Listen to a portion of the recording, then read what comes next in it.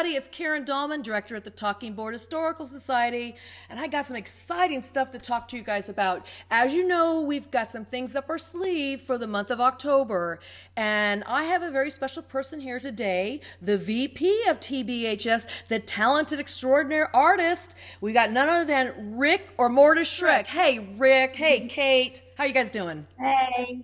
What up? How you doing? What up? What up? Listen, you guys, we've had the best time together at TBHS, and Rick and I and Callie and a few other people were just recently at Michigan Paragon. It was wonderful. We said hello to a lot of you guys, and I think a lot of you are going to be there at what's going on in October in Salem, Massachusetts. So let's talk about it, Kate and Rick. Let's tell them what's going on in Salem. So in Salem, October 12th, we are going to invade the village with OUIJAZILLA. It's gonna be the biggest thing anybody's ever seen. Right? Check that out. I love it. World's largest Ouija board. There is a world record for world's largest Ouija board, and I got it beat by probably about 2.5 times. It's taken me a year. It's massive. Massive. Size matters. Size does matter. It really does, Massive, you guys. like its owner. You've heard it directly here. Size matters. Kate, Size what matters. was it like, Kate, living with him while he's doing his maniac stuff? You know what? I can't believe, I'm so proud of him to start off. I really am. Oh. 'Cause, Why? he's been talking about this for almost the past year, and like to actually see it come like to life and to be a part of it, it's just really been amazing. Thanks, bud. Some days you drive me crazy. She likes it better because I'm not home when I'm working on OUIJAZILLA. That's not true. That's not true. The family that paints and creates together stays together, right? That's right. That's And right. you guys, they've been doing massive painting. Let's talk about how much paint you use for this project, Rick. I think we're at like what? Just for the paint itself, the black paint, which goes miles. That paint goes forever. It's probably about 20 quarts. About 20 quarts of black enamel, and I don't even know how many gallons of deck stain to stain this thing. Wow. It's a lot. Crazy. You guys, he's been working on his own. Kate's been helping out a lot. People at his shop, from his tattoo shop's been helping him. But really, this is all comes from the brain of Rick to make this, and he's had his people that help him. But it's really been a small crew. So tell us about what that was like, Rick. You're working on this thing day and night. Sometimes sub-zero weather. Well, maybe more like 30-degree weather. It was cold, wasn't it? It was colder than that. I was in this garage when it was 7 degrees, and the wind chill was like -10. Yeah. Yeah. We're sitting back here in our winter hats and our jackets and gloves and sitting on like blankets and stuff. Yeah. Yep. And I was back here when it was over 100 degrees too. There's no climate control in this garage, and you can probably see there's a lot of dust too. So I probably aged my lungs a little bit in here. Oh, not good, not good. But no, Rick, seriously, you thought about this more than a year. I know you've been working on it for a year, but this came to you some time back. Tell us what inspired you to want to create the world's largest Ouija board.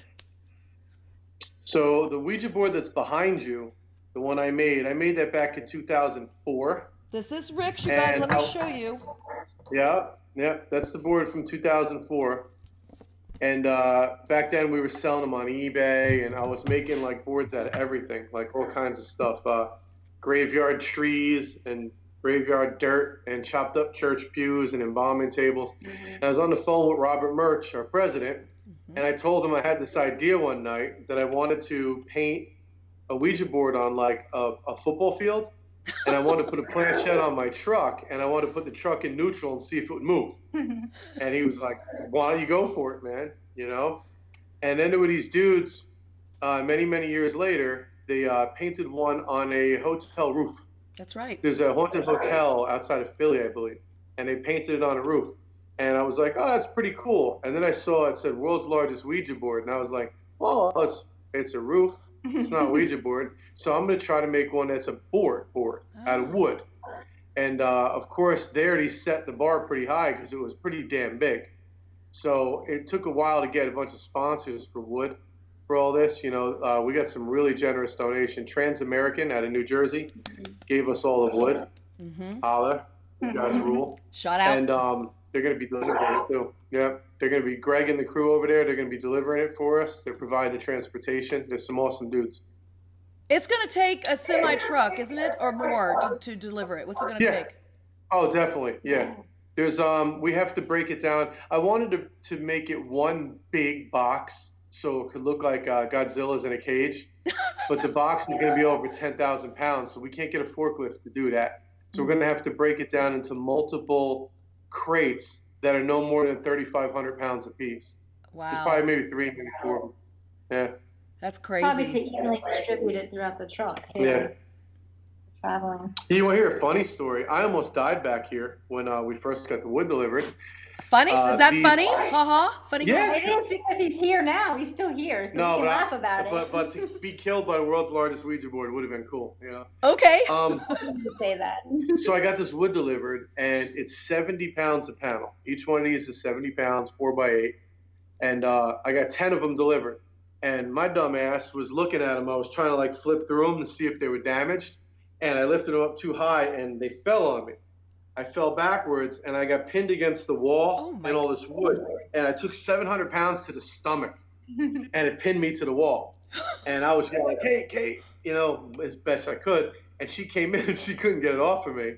It was just me and her. I had to do one piece at a time. Yeah. And, you know, I'm glad that I was here because he's been working on this a lot. Yeah, I wouldn't have been able to get it off. I would have been done.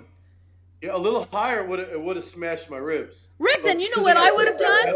I would have got my Ouija board out and talked to you then. Then you could have moved that planchette for me from the other side. Yeah. Oh, you know you always have a connection. Oh, yeah. He'd come back and haunt us, wouldn't he? Mm-hmm. Kate, And I he promises me he's going to. I cannot believe you got those panels off because each panel weighs a lot. You got them off one by one. Yeah, and I think it was just like my mom kicked in, you know, and I was just like, you know, like how those stories about when like kids underneath the car and the moms just lift up the car. Yeah, I don't know. I was almost like, leave it. Just leave it. You know, this is my chance. They're escaping. Well, all fun and jokes aside, this is really going to be an incredible event, you guys. This is history in the making. And TBHS is so proud to support Rick with this. This is his own creation, but he's willing and he's happy to have us there to help him. I'll be there helping to set up. Kate's going to be there, come out and say hello to all of us. Other TBHS directors will be there, but this is going to be a big event. So, you guys, I'm looking forward to it, aren't you? Yes, we are. Yes. I'm super excited. He's not very excited. He's a little stressed out about it, but for the most part. Yeah, and we haven't really told many people this yet, but big surprise, you guys come, you're going to be able to meet people from Ripley's Believe It or Not. They're going to be there. They're coming to check us out. So OUIJAZILLA, fingers crossed, will be in the Ripley's Believe It or Not book. So let's all give them good kudos for that. We're going to all put our positive thoughts together in prayers that happens. So you guys, this is seriously, you're going to be there with what's happening in history. This is it. I don't foresee, and knowing what Rick put into this and what it takes to make what he did, anybody ever being able to top this. And if they tried to, he would just top it again. Trust me on that. Oh, yeah. Yeah. Oh, yeah. If somebody beats this, then I'm going to come out with Ouija Kong. That's all. Right? Or Ouija King Ghidra. There'll be a bigger one. There you go, you guys. You gotta do the Mothra. No. Mothra's a wimpy one. But she's the girl.